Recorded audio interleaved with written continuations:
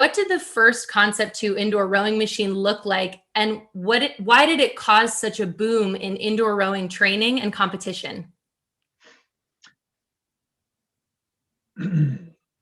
Yeah, for anyone who hasn't seen the first rowing machines that we made, they were made with standard parts, with bicycle parts, things that we could just cobble together, and make something that would work. I think it took off because the rowing community was so ready for something that was a training machine that was really affordable, that they could get on, that they could get enough of these machines together to have a competition. I mean, the rowing community is what made it work, because as we know, they're always ready to show their stuff. And that's exactly what happened. First, it was really probably 3 months after we started making these relatively crude machines with the bicycle wheel and speedometer that we got a call from a friend and said, look, we're having a little race with your machines. And we said, well, that's a really good idea. It wasn't something we thought about, but they were, even back then, they were accurate and comparable enough that people thought that it would be a good idea to get together and have some fun and have a competition. Dick, and a question for you. When you look at where indoor rowing is today, is it what you could have envisioned when you created the Concept 2 indoor rowing machine? Well, the short answer is no. A little bit longer answer is that we did think that rowing was a good all-around exercise that could potentially go out and be more of a general fitness workout, indoor workout. And I think we've seen that I guess in the back of our minds, we always felt that indoor rowing could at someday take its rightful place along with indoor, stationary bikes and treadmills as sort of the mainstay of indoor cardiovascular fitness. And I think we're pretty much at that point now, that rowing's kind of been sort of hitting the mainstream. Peter, a question for you. Where do you think, or where do you hope indoor rowing will be in the next 10 or 15 years?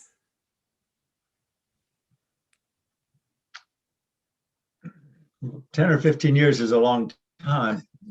But having said that, we've been at this almost 40 years with the indoor rower and making the erg. And I think we've seen the momentum for indoor rowing just skyrocket. It's something we've been trying to promote to as many people as possible, trying to build that base of people who embrace rowing. And in the beginning, it was mostly our customers, and certainly at the beginning, it was masters rowers who took on the mantle of promoting this to all their friends, and we would try to increase the use of rowing in the general population. And boy, it was really hard. It was like we felt like we were the only ones out there trying to push it. And now there's some real momentum, and we're seeing the numbers of people who embrace rowing as an activity just skyrocketing.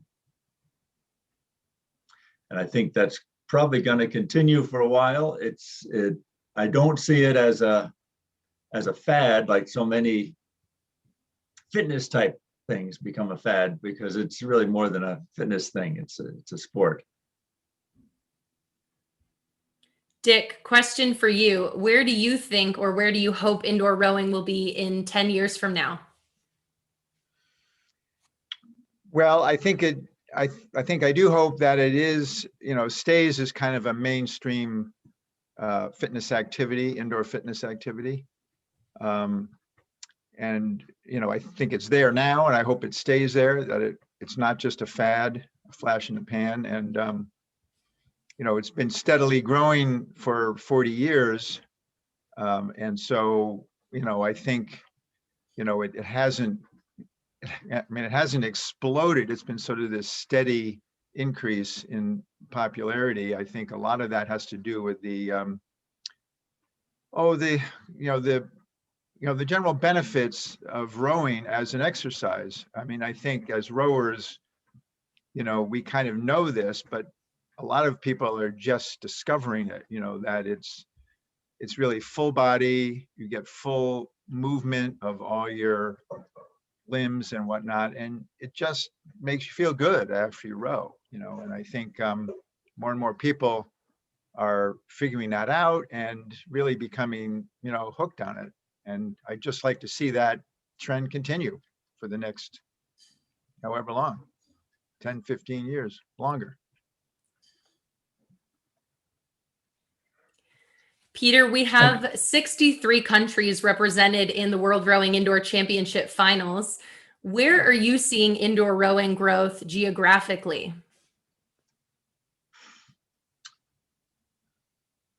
That would be an easier question to answer a year ago, before all this pandemic stuff happened, because that really, it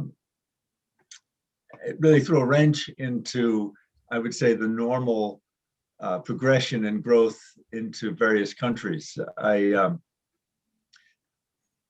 If you look up some records from a year ago and see where we're reselling machines in January and February of last year, there were definitely some highlights, some places that really stood out as growing quickly, and it could have been just timing or something, but in Korea, as in those 2 months, they expanded quite a bit from prior years. Granted, they're just starting out in terms of numbers, but they were definitely showing interest in growing areas. But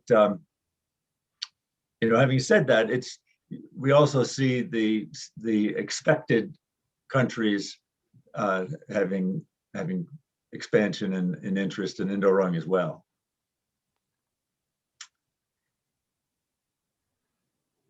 Dick, a question for you. A lot of people find the indoor rowing machine from a rowing team or a rowing club, and now we're starting to see a lot of people find the indoor rowing machine at their CrossFit gym. Where can we expect the next boom of people to find the indoor rowing machine?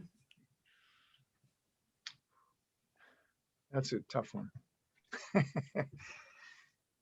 I don't know. I think, it'll be interesting to see after the pandemic is over, what happens to all the health clubs. I think it will be a rebound. It just may take quite a while, but, people will find them in, health clubs. And of course, CrossFit was a big boost. The fact that CrossFit has such embraced our products, our ergometers, that a lot of people discovered it there. And of course, the pandemic meant that people couldn't go to their gyms or their CrossFit boxes necessarily, so they wanted to have the equipment for their own home. So that's created a bit of a shortage for us. It's been tough to keep up during the pandemic because we've had shortages ourselves in terms of getting parts and whatnot. But also we're seeing a lot of machines going to the military. to various branches of the US military and other countries. So I would think that, you know, and also police and fire, you know, they're starting to use the machine for testing and making sure people are meeting their physical fitness requirements. So I can envision that that's getting a lot of exposure for people that we wouldn't otherwise reach in other places.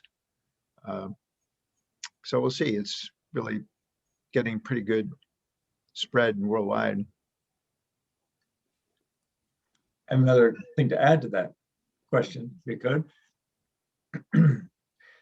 I think the fact that rowing is becoming more generally accepted by a larger base of people, that it's very likely that will generate interest in the international rowing on water events, and that might be a place where people sort of generate more interest and to pump their desire to get on the rowing machine if they see these athletes out in the water.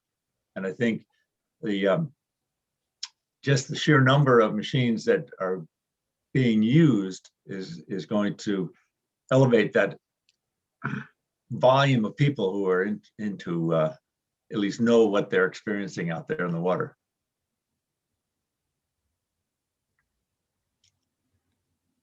Dick, a question for you.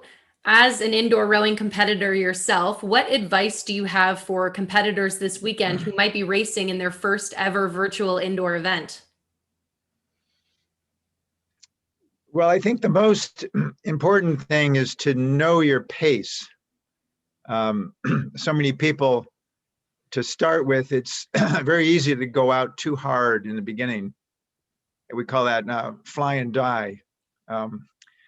And in general, you'll get your best overall time if you row evenly, or, you know, fairly evenly. You can go a little faster for a very short time at the start, and then you want to settle down. And, you know, it's better to almost row negative splits. By that, I mean, you know, try to go a little faster toward the end than in the beginning, the first half. I always like to feel that halfway through at 1,000 meters that I'm maybe a second or two slower than I will be on the second 1,000, but that doesn't always work out. Depends on whether I would have a good day or a bad day. But it's fun to try to come up with the right strategy for that. Plus, it feels better if you finish strong.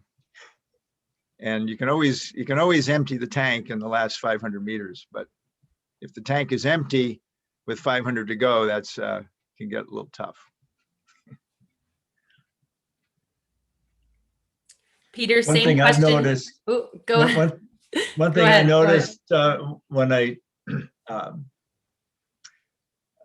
joined a virtual race myself, which is different than being there in a venue, is that you're not really sure of what's going on before you race. At the venue, at least you can look around, you can see people getting on machines, you can see people getting ready. But in the virtual race, there's a little bit of anxiety that comes in, where you're wondering, you know, am I really connected? Is this going to work? You know, what's everyone else doing? And then all of a sudden, the thing comes up, stop and get ready to row. And you say, oh my God, here I am. So your advice to people is to have them really be a little bit more responsible and take ownership of their race day and not wait for other people to tell them what to do or show them around, show them where to be. Well, I think it's being, you just be ready for that. Be ready for perhaps not really being as aware of what's happening around you. Great.